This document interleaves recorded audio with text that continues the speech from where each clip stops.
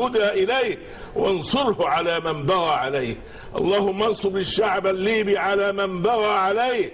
اللهم انصره على القذافي وكل من معه وكل من ينصره وكل من يعاونه على الباطل.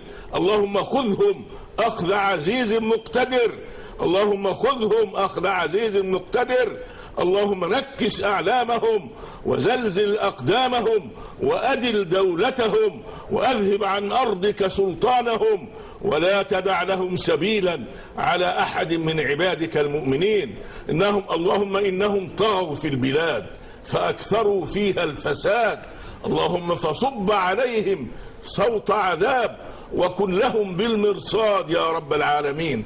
اللهم يا من لا تخفى عليه خافية ولا يغيب عنه سر ولا علانية، يا من أهلكت ثمود بالطاغية وأهلكت عادا بريح صرصر عاتية وأخذت فرعون وجنده أخذة رابية. خذ هؤلاء الظلمة الطغاة، خذهم أخذة رابية ولا تبق لهم من باقية. اللهم أنزل عليهم بأسك الذي لا يرد عن القوم المجرمين. يا حي يا قيوم، يا حي يا قيوم، برحمتك نستغيث، برحمتك نستغيث، برحمتك نستغيث. فأغث لهفتنا وفرد كربتنا وفرد كربة إخواننا في ليبيا. اللهم فرد كربتهم، اللهم أغث لهفتهم، اللهم أجب دعوتهم، اللهم اقض حاجتهم. اللهم لا تكلهم إلى أنفسهم يا رب العالمين. اللهم لا تكلهم إلى أنفسهم. اللهم استر عوراتهم وآمن روعاتهم واحفظهم من بين أيديهم ومن خلفهم وعن أيمانهم وعن شمائلهم. اللهم إنا نشكو إليك عيونا دامعة ونشكو إليك أكبادا جائعة ونشكو إليك أمهات ثكلت ونشكو إليك يتامى يتمت ونساء أيمت.